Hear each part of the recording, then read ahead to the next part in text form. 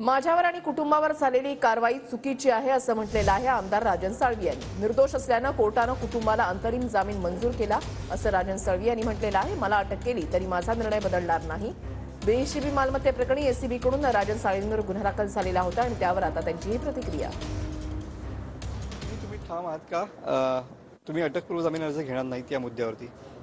एसीबीच्या चौकशी करता आतापर्यंत मी सामोरा गेलेला आहे। मी निर्दोष आहे।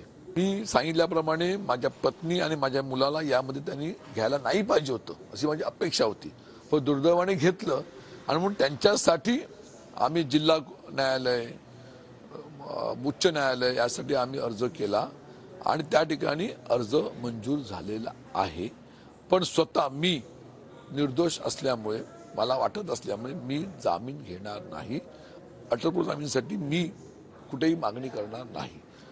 असेल तर त्यांनी मला अटक करावं, कारवाई करावं, त्याला सामोरं जायची तयारी मी निश्चितपणे केलेली आहे। नारायण राणे यांनी स्वतः सांगितलेलं आहे की आपण या मतदारसंघामधून उमेदवारीसाठी इच्छुक नाही, त्यामुळे आता भाजप नेमकी काय भूमिका खेळणार आहे याकडे सगळ्यांची नजर लागलेली आहे। तुम्ही राजकीय दृष्ट्या कसं बघताय सगळ्या मुद्द्याकडे? या लोकसभा निवडणुकीमध्ये नारायण राणेने भाजप पक्षाकडून उमेदवारी भरावीच असं त्यांना आम्ही या ठिकाणी आवाहन करतो म्हणा, विनंती करतो म्हणा, परंतु हिंमत त्यांच्याकडे दिसत नाहीये। ह्या कोकणावरती शिवसेना उद्धव बाळासाहेब ठाकरे याचे उमेदवार सन्माननीय शिवसेना नेते विनायक राऊत तिसऱ्यांदा निवडून हॅट्रिक मारतील हा आम्हा सर्व सैनिकांना विश्वास आहे। कॅमेरामन समित गजनेसह मी मनोज लेले, TV9 मराठी, रत्नागिरी।